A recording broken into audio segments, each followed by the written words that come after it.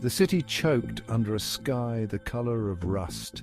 Towers of metal and grime, they called them dominoes, each one a testament to a world where air wasn't free, wasn't a right. It was the ultimate currency. Survival meant filling your lungs with rationed breaths, each one precious. Every cough, a gamble, every sigh, a luxury. The air stung, thick with metallic tang and the ghosts of 1,000 forgotten factories. People moved like phantoms, faces hidden behind cracked masks, their eyes reflecting the same dull grey as the sky. Each step was a struggle, a constant reminder of the weight pressing down on their chests. The air itself felt heavy, a physical manifestation of their struggle. Elias coughed, the sound harsh and grating against the silence of the street. His fingers tightened around the worn strap of his own air tank, almost empty.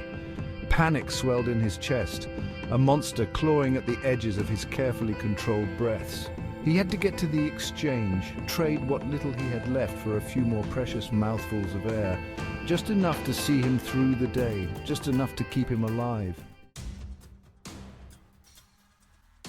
The air was a cruel joke here, a constant in-your-face reminder of what they lacked.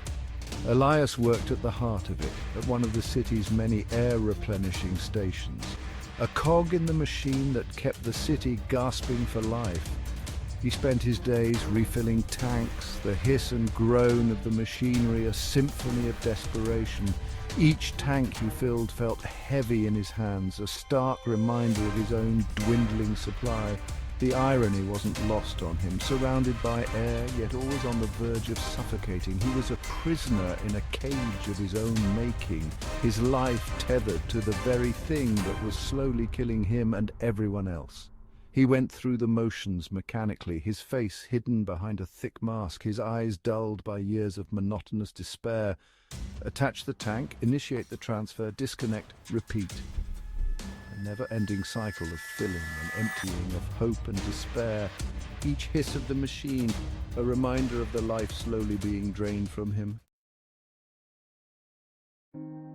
The city was a study in contrasts. Towers of glass and steel, gleaming under the artificial sun lamps, housed the privileged. They breathed easy, their air filtered and pure. They looked down on the rest, the ones who choked on their waste, their lives measured in breaths. Elias saw them sometimes, through the grime-coated windows of the station. Their faces were clear, their eyes bright.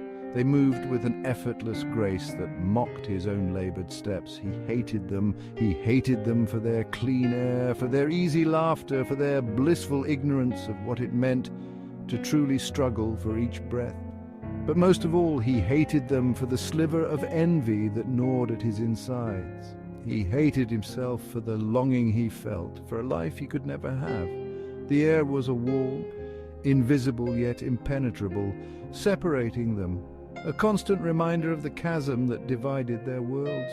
On one side, life. On the other, a slow, suffocating death. And Elias, he was trapped firmly on the wrong side.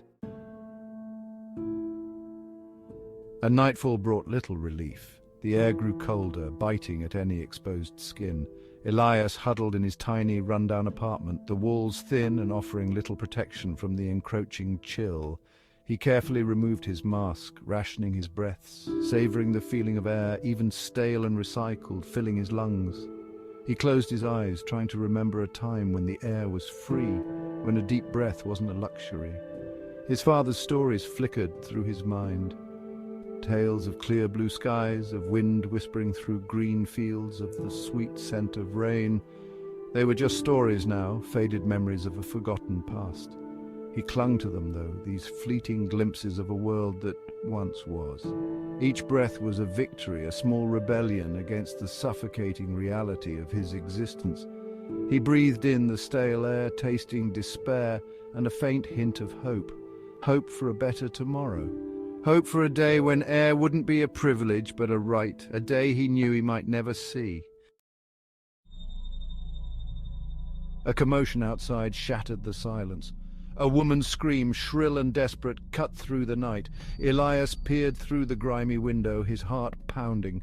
A group of peacekeepers, their faces obscured by helmets, were dragging a young boy away from a struggling woman. His air tank, Elias realized. It was gone. The woman clung to the peacekeeper's leg, her cries muffled by her mask, her eyes filled with a terror that mirrored his own. The peacekeeper shoved her away, her frail body hitting the ground with a sickening thud. She didn't move. The boy's cries echoed in the night, a haunting melody of despair.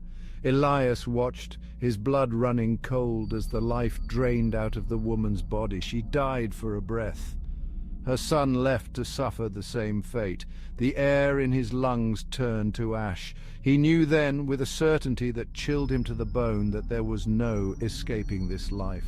They were all trapped, every single one of them, in a cage of their own making, gasping for air until their last breath.